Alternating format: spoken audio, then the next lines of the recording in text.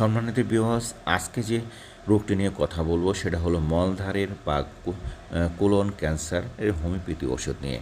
Viewers, মলদ্বারে colon ক্যান্সারের homeopathy ওষুধ নিয়ে আলোচনা করার আগে আমরা জেনে নিই যে মলদ্বারের ক্যান্সার কী ধরনের লক্ষণ দেখা দেয় এবং কী ধরনের জটিলতা হয়, কীভাবে আমরা নির্ণয় করতে পারি, তার প্রাথমিক একটা ধারণা আমরা এখানে আলোচনা করব।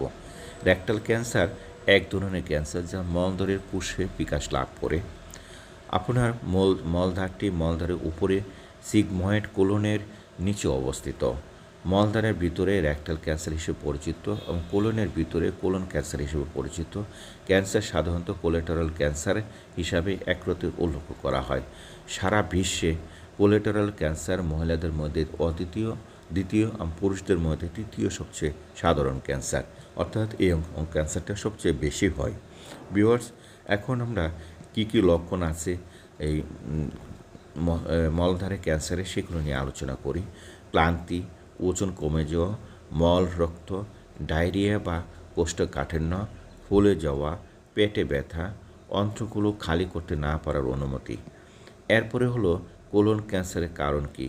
কোলন ক্যান্সার কেন হয় তা পুরোপুরি জানা যায়নি। কখনো কখনো কোলনের সুস্থ কোষগুলোর ডিএনএ ত্রুটির কারণে বিভক্ত হয়ে পড়তে পারে, এমনকি যখন নতুন কোষের প্রয়োজন হয় না।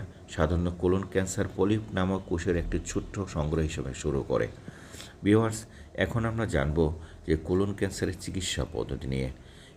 এই কোলন ক্যান্সারের চিকিৎসা পদ্ধতি বিভিন্ন স্টেজে নির্ভর করে। তার মাধ্যমে সার্জারি পদ্ধতি করা যেতে পারি, কেমোথেরাপি করা যায়, রেডিয়েশন থেরাপি করা যায়, টার্গেটেড থেরাপি করা যায়, ইমিউনোথেরাপির মাধ্যমে করা যায়। এরপরেও আমরা হোমিওপ্যাথি চিকিৎসা সেবা নিতে পারি। ভিউয়ার্স, চলুন দেখি আমরা হোমিওপ্যাথির যে ওষুধগুলো আছে সেগুলো নিয়ে আলোচনা করি। রেকটাম এবং কোলনের ক্যান্সারের হোমিওপ্যাথি ওষুধ বেশ ভালো কাজ করে। অনেক ক্ষেত্রে রোগীর প্রায় সব লক্ষণ কমে দ্রুত আরোগ্যের পথে নিয়ে যায়। লক্ষণ সমষ্টির পরিপ্রেক্ষিতে তা নির্বাচন করতে হয়। শুধু ক্যান্সার হয়েছে একথা বললে কোনো ওষুধই দেওয়া যায় না, তার জন্য দরকার লক্ষণ সমষ্টির, দরকার অদ্ভুত এবং বিরোধ লক্ষণের। রোগীর লক্ষণ সমষ্টি থেকে মেডিকা যে সদৃশ ওষুধ আছে সেগুলো নিয়ে আমরা রোগীকে দিতে পারি। ভিউয়ার্স, চলুন দেখি আমরা কী ওষুধগুলো ব্যবহার করব।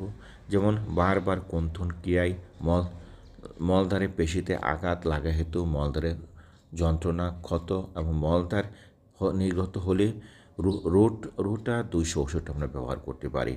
মলদ্বারে ক্ষত, খোঁচা মারা ব্যথা, মলত্যাগের পর দীর্ঘ সময় পর্যন্ত জ্বালা যন্ত্রণা, মলদ্বারের খোঁচা মারা অনুভূতি, এই লক্ষণে অ্যাসিড-নাইট 200 আমরা ব্যবহার করতে পারি। মলদ্বারে জ্বালা যন্ত্রণা, ঠান্ডা প্রয়োগ উপশম, রোগী মোটাসোটা, গর্ম প্রদান, শীত কাতর এবং পেটে অতিরিক্ত বায়ু সঞ্চালন প্রবণতা থাকলে কেলিকাপ 200 আমরা ব্যবহার করব।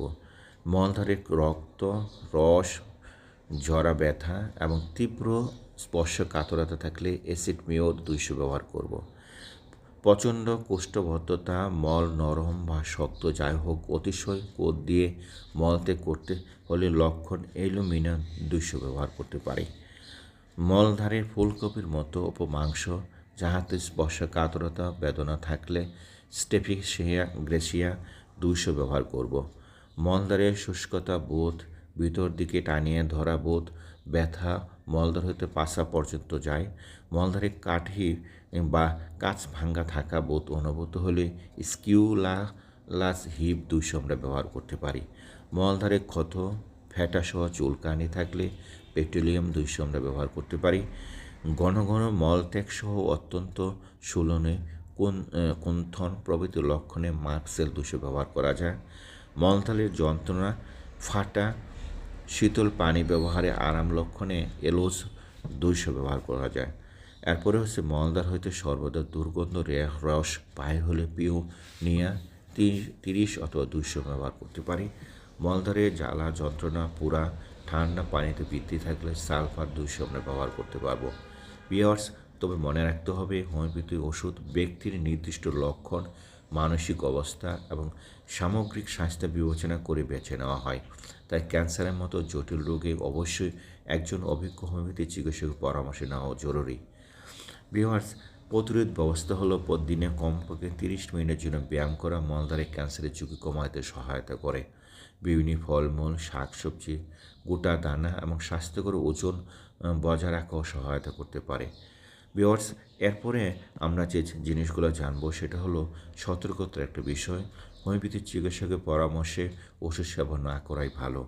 ভিউয়ার্স, যদি প্রয়োজন হয় তাহলে আমার সাথে কথা বলতে পারেন। ডাক্তার Shamsul Haque, DSMS, BSP, BSc honours, MSc। বাসা 16, route 12, B, sector 10, Uttara, Dhaka. WhatsApp number, mobile number এবং টেলিগ্রাম নাম্বার দেওয়া হলো। প্রয়োজনে কথা বলতে পারেন।